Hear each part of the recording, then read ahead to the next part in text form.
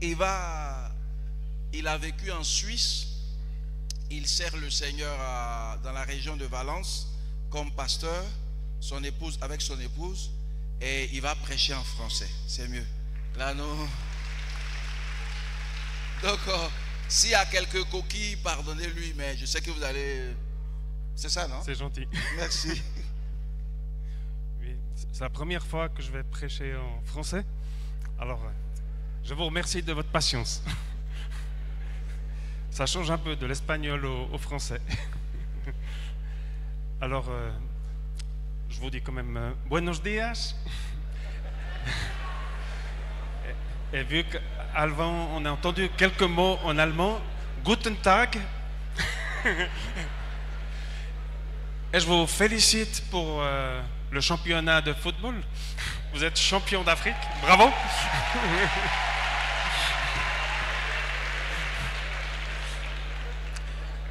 Alors, on est fait pour se rencontrer, les champions d'Europe avec les champions d'Afrique.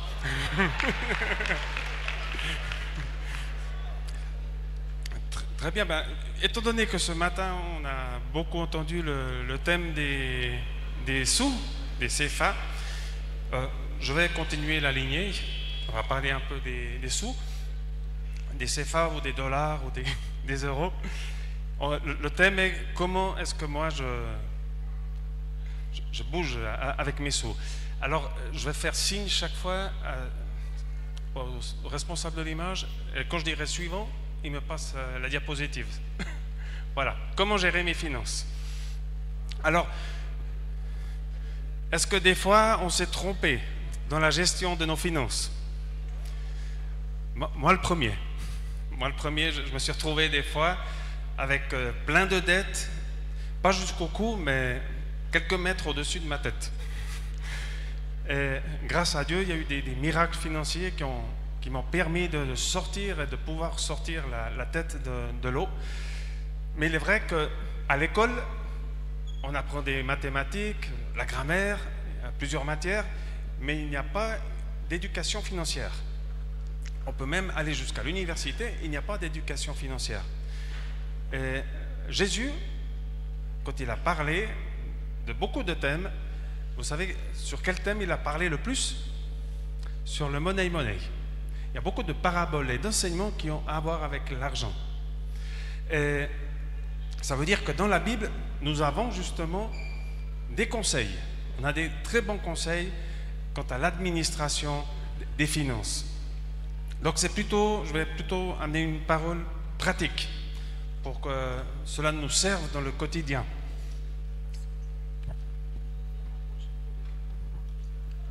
D'accord. Ah oui, on entend plus fort comme ça. D'accord, je vais rapprocher plus le micro. Alors, quand il y a une personne qui veut être chirurgien plastique, il doit faire des études. Quand il y a une personne qui veut être mécanicien de voiture, il faut qu'il fasse ses études. Donc, avec les sous, avec les CFA, il faut aussi savoir comment il faut gérer. Est-ce qu'on croit que Dieu s'intéresse à nos finances? Vous croyez que Dieu s'intéresse à vos finances? Oui, il s'intéresse aux finances de nous tous. Ah bah tiens, il y a le pasteur Benjamin de l'église de Puerto Sagunto avec nous, qui est là. Tu peux te mettre debout. Voilà. Donc il vient de la même église que moi. Et mon épouse, la plus belle femme du monde.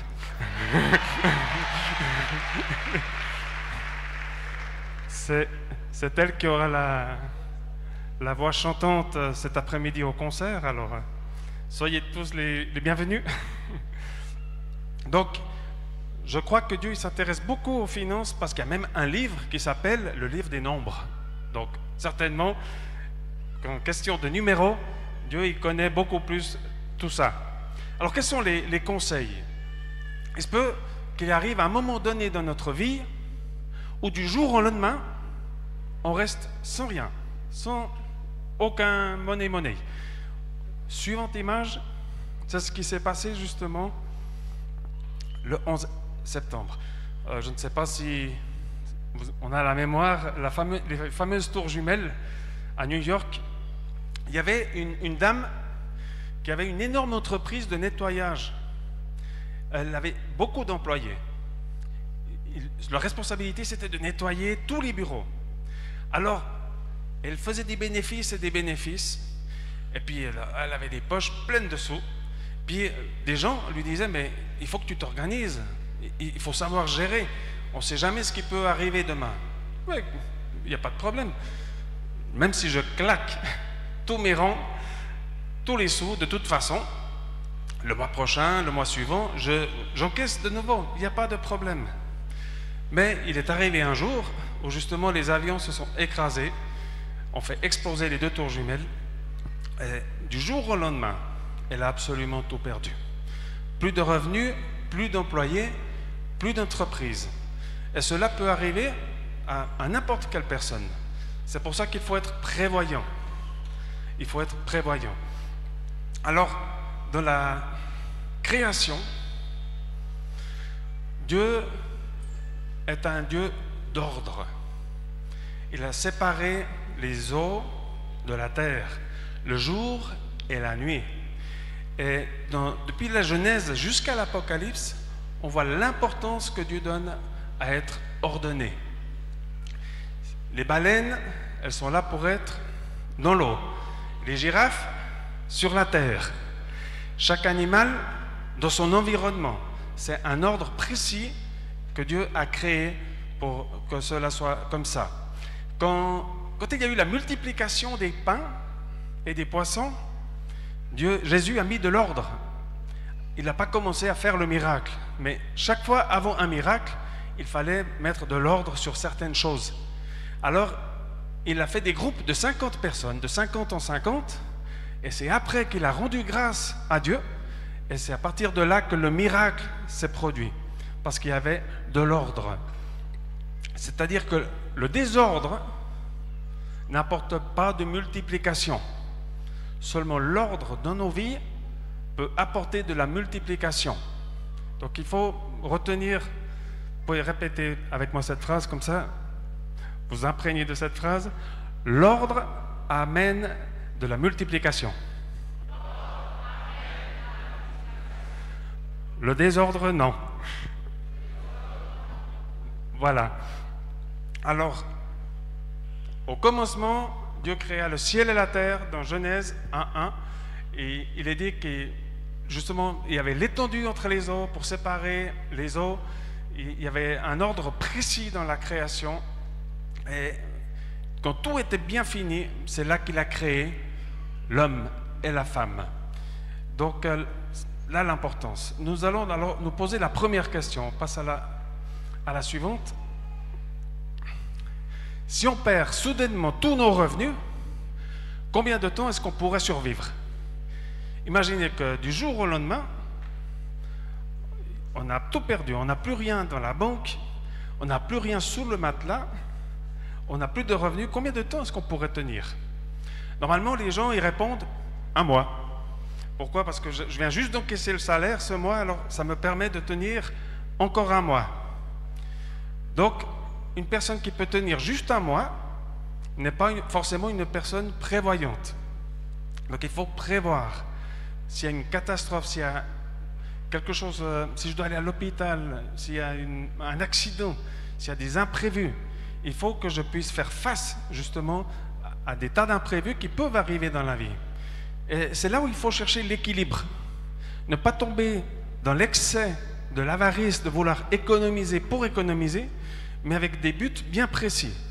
Quels sont mes buts financiers dans ma vie? Parce que si je n'ai pas justement une vision, un horizon clair de ce que je veux atteindre avec mes finances, je vais mal fonctionner.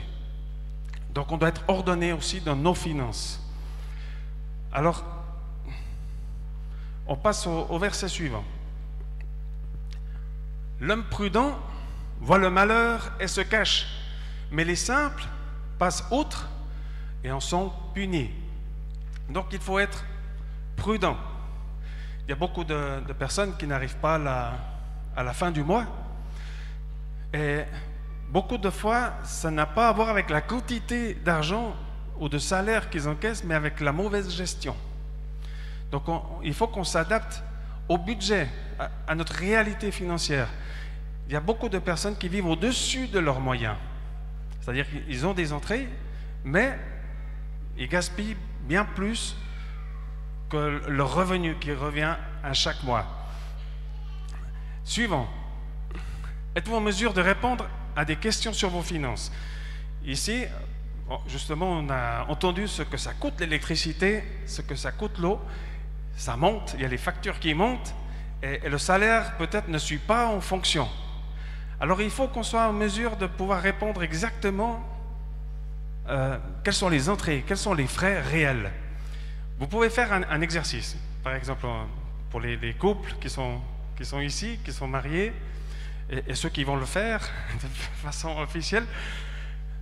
Vous posez la question, bon, combien est-ce que vous gaspillez par mois au téléphone? Et souvent, on obtient des réponses différentes. Combien est-ce que vous avez gaspillé aux achats, aux commissions, pour la nourriture? Et on verra des têtes de surprise, parce que chacun va croire quelque chose de différent. Donc, quand je dis que si on est en mesure de répondre à des questions sur les finances, il faut, au niveau du couple, que tout soit transparent, que tout soit clair, que la situation financière soit absolument connue par les deux parties. C'est une question même familiale. Si ce mois, on doit se serrer la ceinture, alors même le chien, on le fait jeûner s'il faut. Hein? Donc on fonctionne tous en famille. On ne croit pas qu'on est dans une situation et que la réalité est tout à fait autre. Alors, je ne sais pas si on a des personnes ici qui ont des hypothèques ou des crédits. Est-ce que vous êtes conscient du taux d'intérêt, ce qu'on paye d'intérêt par mois? Et tout ça, il faut être au courant. Il faut bien voir l'évolution. Parce qu'on est responsable de ce que Dieu met dans nos mains. Il y a même une parabole sur les talents où on voit que le chef de la maison, il donne des quantités différentes à des personnes pour voir comment ils savent gérer ce qu'ils reçoivent. Et s'ils sont capables de produire le 100% de ce qu'ils reçoivent, ils reçoivent la louange et l'approbation du chef de la maison. Je connais aussi des personnes qui sont sous des dettes jusque-là, et je leur demande, et puis, tu dors tranquille, t'es tranquille? Et puis ils me disent, oui, bon, ça m'est égal. Pour payer mes dettes, je demande un crédit, et puis comme ça, j'élimine les anciennes dettes. Alors ça, il ne faut pas le faire, d'accord? Parce que sinon, on finit pas, et c'est un cercle vicieux. Suivante, voilà. Est-ce qu'on a l'habitude de consulter notre budget? Le budget, c'est un tableau dans lequel on peut le faire. On peut le faire en famille, voilà. C'est ça nos revenus. On va investir tant pour les factures, tant pour l'eau, l'électricité, les achats, la nourriture. Parce que souvent, tout le monde sait ce qui rentre à la maison, mais à la fin du mois, on dit, on ne sait pas où est passé l'argent. Moi, je savais que j'avais tant, et puis on est à la moitié du mois, et puis maintenant, il faut manger des pommes de terre jusqu'à la fin du mois et du riz, parce qu'on n'a plus pour acheter autre chose. Alors, il faut voir l'évolution des frais pendant le mois. Alors, est-ce qu'on a l'habitude de consulter ça? Alors, on va maintenant lire la parabole du fils prodigue, mais on va voir cette parabole sous l'aspect financier, depuis l'angle financier. Mais il leur dit cette parabole. Lequel d'entre vous, s'il a... Non, c'est pas cela. Non. Il dit encore, un homme avait 2 fils. Le plus jeune dit à son père, mon père, donne-moi la part de bien qui doit me revenir. Et le père leur partagea son bien. Peu de jours après, le plus jeune fils, ayant tout ramassé, partit pour un pays éloigné où il dissipa son bien en vivant dans la débauche. Lorsqu'il eut tout dépensé, une grande famine survint. Dans ce pays, il commença à se trouver dans le besoin. Il alla se mettre au service d'un des habitants du pays qu'il envoya dans ses champs garder les pourceaux. Il aurait bien voulu se rassasier des carouges que mangeaient les pourceaux, mais personne ne lui en donnait. Étant rentré en lui-même, il dit, combien d'ouvriers chez mon père ont du pain en abondance, et moi ici, je meurs de faim. Je me lèverai, j'irai vers mon père, je lui dirai, mon père, j'ai péché contre le ciel et contre toi. Je ne suis plus digne d'être appelé ton fils. Traite-moi comme l'un de tes ouvriers. Et il se leva, et il alla vers son père. Comme il était encore loin, son père le vit, et fut ému de compassion. Il courut, se jeta à son cou et l'embrassa. Le fils lui dit, mon père, j'ai péché contre le ciel et contre toi. Je ne suis plus digne d'être appelé ton fils. Mais le père dit à ses serviteurs, apportez vite la plus belle robe et revêtez-le, mettez-lui un anneau au doigt et des souliers aux pieds. Amenez le veau gras et tuez-le. Mangeons et réjouissons-nous. Car mon fils que voici était mort et il est revenu à la vie. Il était perdu et il est retrouvé. Et il commençait à se réjouir. Or, le fils aîné était dans les champs. Lorsqu'il est revenu et approcha de la maison, il entendit la musique et les danses. Il appela un de ses serviteurs et lui demandait ce que c'était. Ce serviteur lui dit, ton frère est de retour et ton père a tué le veau gras parce qu'il a retrouvé en bonne santé. Il se mit en colère et ne voulut pas entrer. Son père sortit et le pria d'entrer. Mais il répondit à son père, voici, il y a tant d'années que je te sers sans avoir jamais transgressé tes ordres et jamais tu ne m'as donné un chevreau pour que je me réjouisse avec mes amis. Et quand ton fils est arrivé, celui qui a mangé ton bien avec des prostituées, c'est pour lui que tu as tué le veau gras. Mon enfant, lui dit le père, tu es toujours avec moi et tout ce que j'ai est à toi. Mais il fallait bien s'égayer et se réjouir parce que ton frère que voici était mort et qu'il est revenu à la vie, parce qu'il était perdu et qu'il est retrouvé. Merci. Suivante diapositive. On passe à la suivante. Voilà. Donc il y a une question de budget. On le voit présenté ici en Luc. Il dit, lequel d'entre vous peut bâtir une tour et ne s'assied pas d'abord pour calculer la dépense et voir s'il a de quoi la terminer, de peur qu'après avoir fait la fondation, il n'est pas capable d'achever, et que tous ceux qui le verront ne se moquent et disent, cet homme qui a commencé à bâtir n'a pas été capable d'achever. Donc, combien de fois on a commencé des projets, on a commencé à demander des crédits, bon mais c'est pas beaucoup, il faut payer peu par mois, mais on additionne des crédits et des crédits et des crédits, et puis à la fin du mois, plus de la moitié des revenus passent pour des factures. Donc, il faut justement évaluer chaque fois le coût pour chaque projet. Pour chaque projet. Dire, voilà, on va acheter une maison, on va acheter un terrain, on va acheter une voiture. Quelle est notre vraie capacité pour affronter ce qu'on devra payer mensuellement? Et puis, il ne faut pas confondre un désir d'un besoin. Parce que beaucoup de fois, nos désirs, on les transforme en besoins. Alors, est-ce que j'ai vraiment besoin de ça? Est-ce que c'est vraiment le moment où il faut que j'investisse dans cet article, dans cette mission? Parce que peut-être que l'objectif est juste, mais ce n'est pas forcément le bon moment. Alors, il faut attendre aussi le feu vert de Dieu. Voilà, c'est maintenant le moment. C'est maintenant que tu peux y aller. Et puis, des fois, ça arrive dans les couples où les femmes, elles disent moi, j'ai plus rien à me mettre. J'ai pas d'habits. Je ne sais pas si vous avez entendu des fois ça. Et on ouvre l'armoire et c'est plein d'habits. En fait, ce qu'elle essaye de dire, c'est que j'ai rien de nouveau à me mettre. Les hommes, quand on dit moi j'ai pas d'habits, c'est parce que tout est froissé puis il n'y a rien qui est repassé. Donc on peut utiliser les mêmes mots, mais on communique des choses complètement différentes. Alors, il faut justement faire face à tout ça. Matthieu 6, 26, suivante diapositive. Regardez les oiseaux du ciel, ils ne sèment et ne morcellent pas, ils n'amassent rien dans les greniers. Votre Père céleste les nourrit. Ne valez-vous pas beaucoup plus qu'eux? On a une valeur incroyable. On a entendu avant que le Christ a fait un voyage incroyable. Il est descendu depuis des millions de kilomètres pour venir nous visiter. Alors il s'intéresse à chacun de ses fils. Tout ce qui nous préoccupe, lui, il le sait. Toute la charge qu'on a, même au niveau des finances, lui, il le sait. Et puis, il dit qu'on vaut beaucoup plus que les oiseaux, et eux, ils mangent tous les jours. Mais ils ont cette capacité de ne pas se préoccuper pour le jour suivant, pour le lendemain. Donc, le fait n'est pas de faire face à la... Il faut faire face à la réalité, mais ce qu'il ne faut pas faire, c'est être préoccupé, être anxieux, parce que cela nous enlève la capacité d'être objectif, de voir vraiment qu'est-ce qu'on a en face, qu'est-ce qu'il faut affronter et quelles sont les mesures qu'il faut prendre pour qu'on puisse sortir de l'avant et aller dans la bonne route.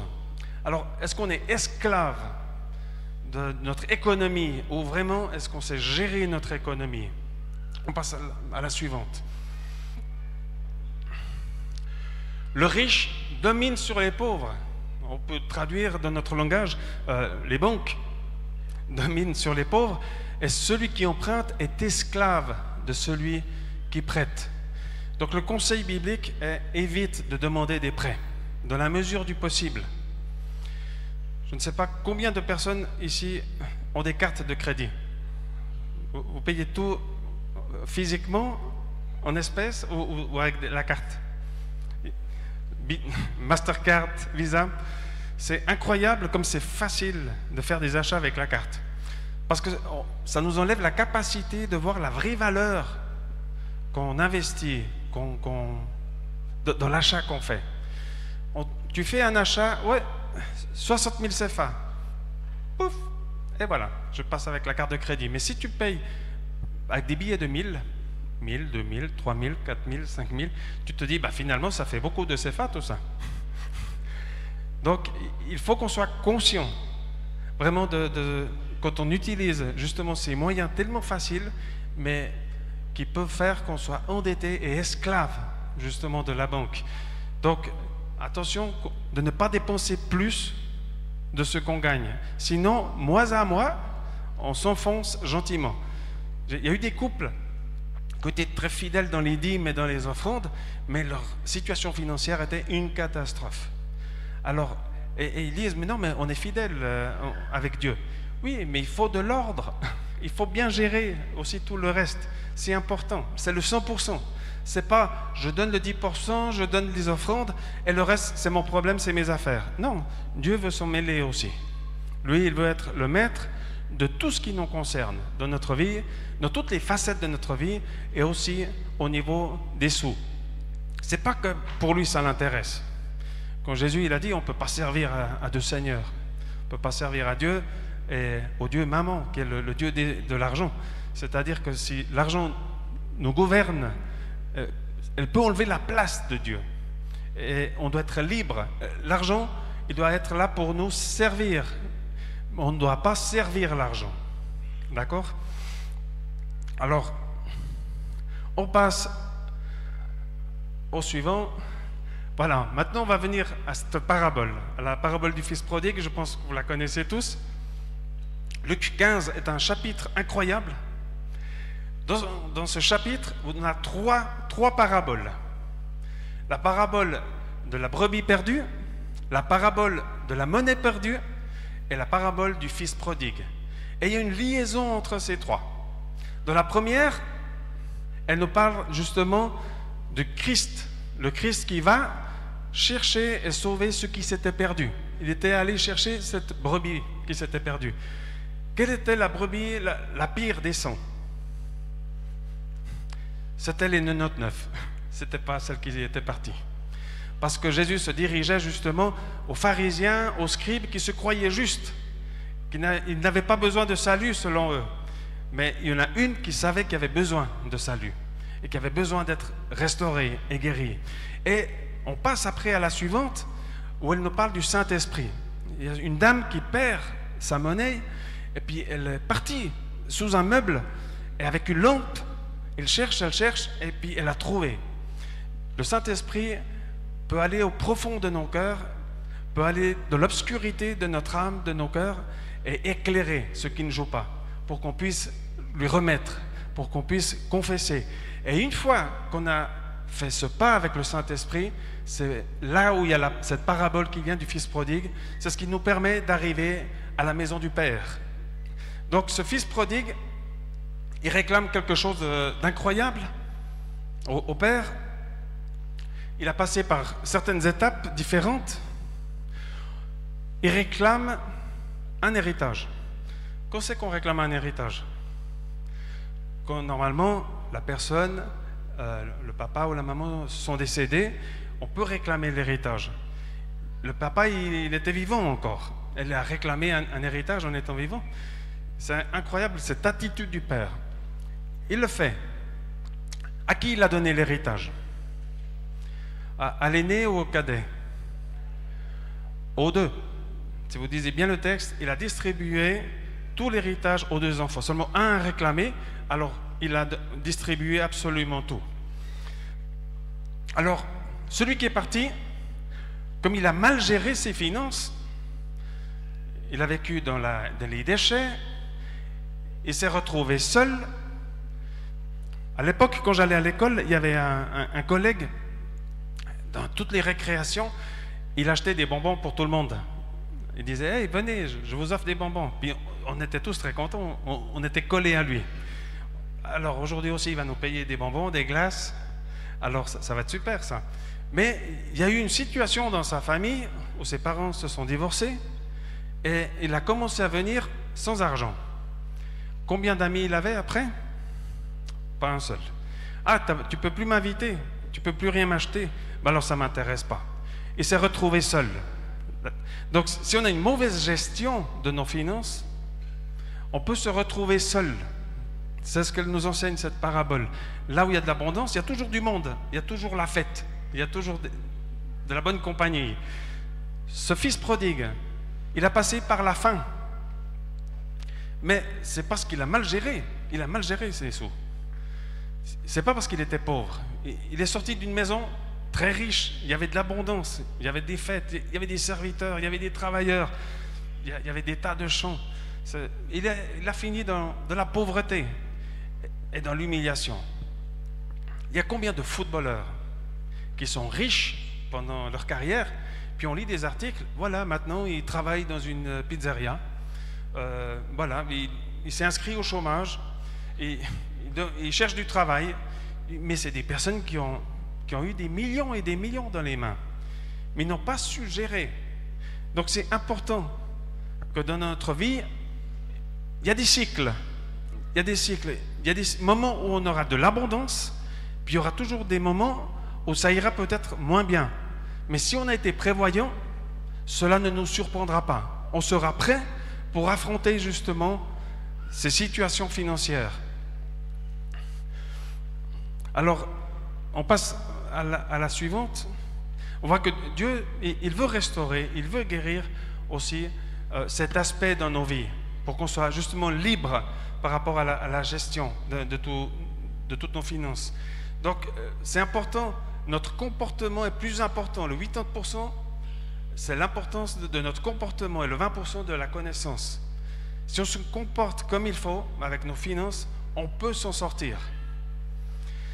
Si tu me dis, non, moi, j'arrive pas à la fin du mois. Oui, mais tu vas combien de fois au restaurant? Tu calcules, il faut calculer tous les tickets, calcule tous les tickets d'un mois et tu verras combien de choses superflues on peut acheter. Et si on calcule ça à la fin de l'année, ben, il y a au moins 2 salaires qui y sont passés en choses superflues, qu'on n'a pas utilisées pour des besoins, mais pour des choses qui ont été plus des désirs qu'autre chose.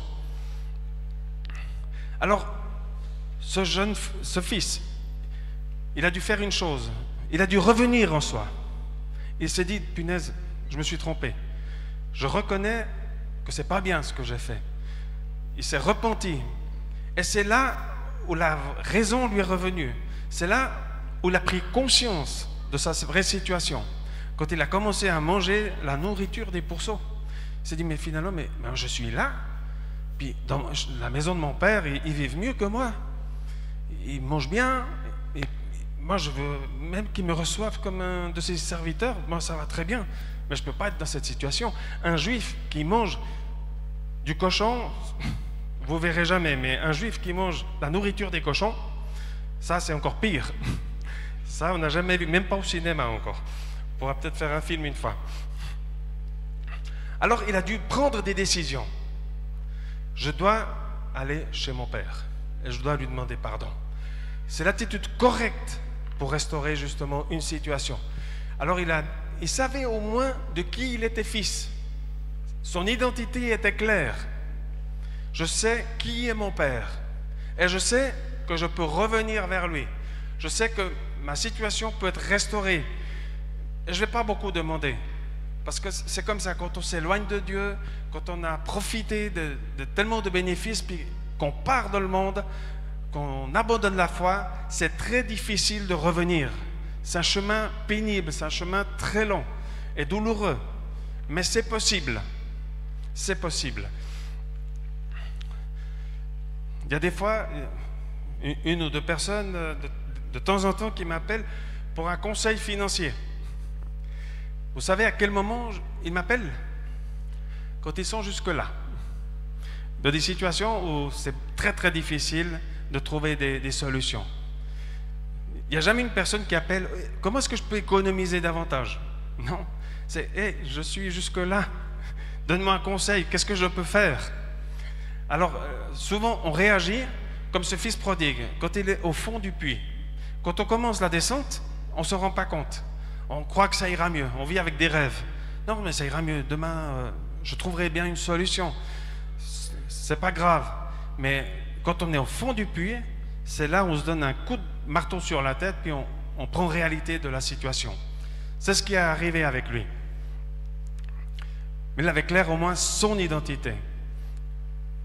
Alors,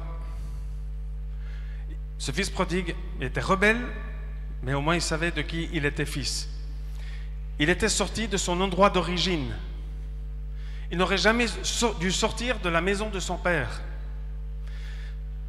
C'est pour ça que je mentionnais la création au début.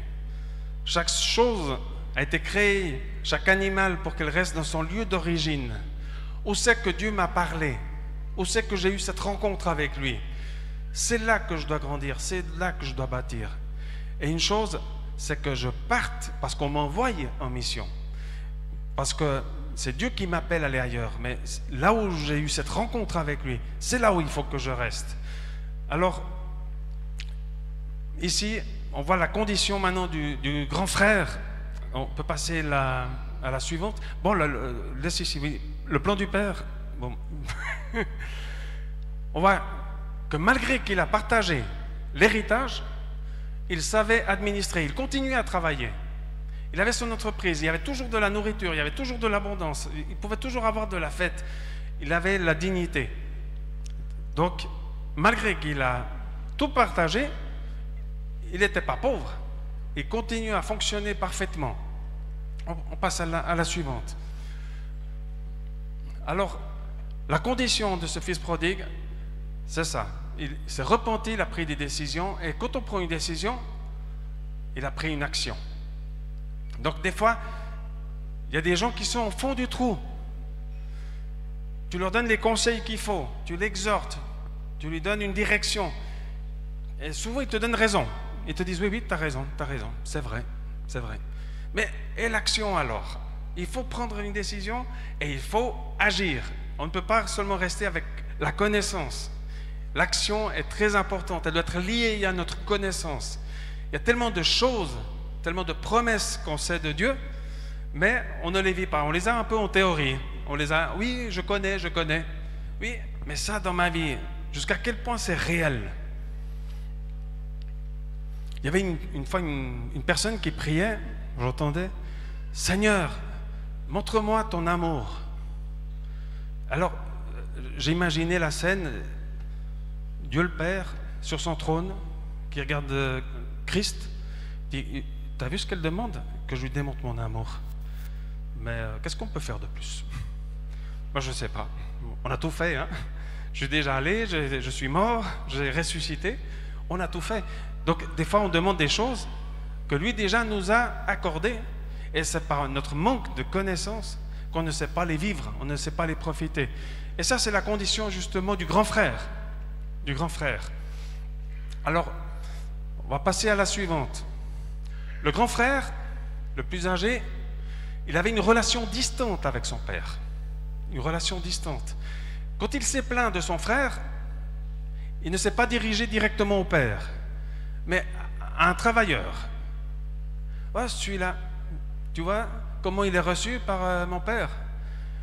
Après tout ce qu'il a fait, après tout ce qu'il a gaspillé, il a vécu dans la débauche, et tu as vu comment il le reçoit? Mais c'est pas vrai ça, c'est pas normal. Moi je suis là tout le temps, je bosse, je n'arrête pas. Et moi il m'a jamais rien donné. Il se plaint comme ça. Il n'avait pas son identité claire. Lui il voulait être accepté par le père par ses actions. Tandis que celui qui était rebelle, il savait son identité, il savait qui il était, simplement il n'a pas su gérer ses sous. Quel fils était le meilleur? Le cadet ou l'aîné? Ni l'un ni l'autre. Les deux, ils avaient des problèmes. Parce que quand quelqu'un est perdu et qu'il revient, il était jaloux. Il était jaloux, le frère. Il était envieux. Il dit, c'est pas vrai, ce traitement de faveur. Et ça, c'est arrivé aux oreilles du papa. Alors, c'est le papa qui s'approche à ce fils. Il dit, mais mon fiston, qu'est-ce qu'il y a? Mais comment ça, qu'est-ce qu'il y a? Toutes ces années, j'ai travaillé pour toi. Je t'ai jamais rien demandé, même pas une brebis pour faire la fête avec mes amis. Mais tout ce qui est à moi est à toi. Qu'est-ce que tu me demandes? En fait, tout ce qu'il y avait là était à lui, mais il vivait comme si cela n'était pas à lui. Deux volontaires, ici, deux jeunes hommes qui veulent bien venir jusqu'ici. On va juste faire une représentation. Oui? Merci. Moi, je repars en Espagne, alors moi... Alors, qui est le plus jeune? Toi? Alors lui, c'est le fils prodigue. D'accord? Et toi, tu es le grand frère. Moi, j'ai 100 millions de CFA d'héritage à partager. Combien je donne à chacun? 50-50? Qui dit mieux? Alors, Deutéronome 21-17 nous donne les conditions de comment étaient les partages des héritages. Mais il reconnaîtra pour premier-né le fils de celle qu'il n'aime pas et lui donnera sur son bien une portion double, car ce fils est les prémices de sa vigueur. Le droit d'aînesse lui appartient. Donc, j'ai 90 millions, on va dire 90 millions, pour les calculs ce sera plus facile, 90 millions de CFA d'héritage, et il y en a un qui encaisse le double, et l'autre le tiers. Donc si j'ai 90 millions, le plus jeune il est parti avec combien? Avec 30 millions. Il a vécu dans la débauche, hein, c'est lamentable. Mais et le plus grand, il est resté avec 60 millions. Et puis il me réclame quoi? Un chevreuil, une brebis, pour faire la fête avec tes amis, avec tout ce que tu as. Mais qu'est-ce que tu me demandes? Bon, merci beaucoup.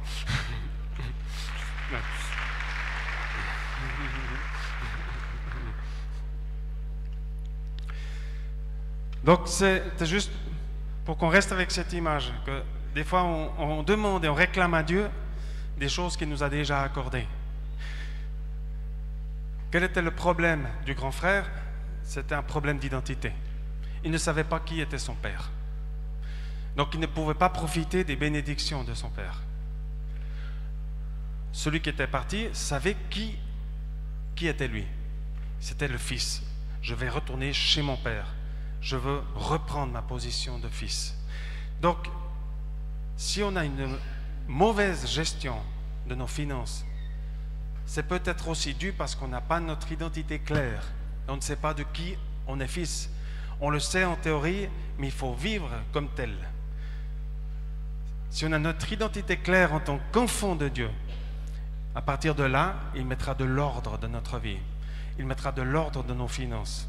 Il nous éclairera sur les décisions qu'on va prendre dans tous les aspects de notre vie. Mais c'est important que cette identité d'enfant de Dieu soit très claire dans nos vies. Et que si cette identité est claire, on ne soit pas jaloux si Dieu bénit à mon frère plus qu'à moi. S'il lui donne le double ou le triple, je dois me réjouir avec lui. Je dois me réjouir. Et si un autre frère est dans le besoin, comme j'ai clair mon identité et que ça ne dépend pas de ce que j'ai dans la poche, je tends ma main. Parce qu'on fonctionne comme un corps de Christ. L'Église est la solution pour ce monde où il y a tellement de situations qui ne sont pas du tout égales entre pauvres et riches. Il ne doit pas y avoir de pauvres dans l'Église. Et je ne parle pas de la théologie de la prospérité, mais l'Église doit être la solution pour des gens qui sont dans le besoin. Donc il faut tendre justement la main. Et Jésus va nous pousser justement à chaque fois donner davantage et donner plus. Il y a des églises aux États-Unis, j'ai entendu ça, qui donnent jusqu'au 90% de leur budget pour l'œuvre missionnaire. Et avec le 10%, ils payent les salaires des ministres, les frais de l'église, la lumière, l'eau, etc. Parce qu'ils ont compris que tout ce qu'ils ont, c'est parce qu'ils l'ont reçu. Ils l'ont reçu du Père. Donc, dans la mesure où on peut démontrer, on peut prouver qu'on dépend du Père et qu'on a la foi en lui et qu'on dépend de lui, lui aussi, il est fidèle à sa parole. Et parce qu'il est fidèle à sa parole, il sera fidèle aussi avec nous. Alors, c'était ça que je devais partager avec vous. Merci d'avoir...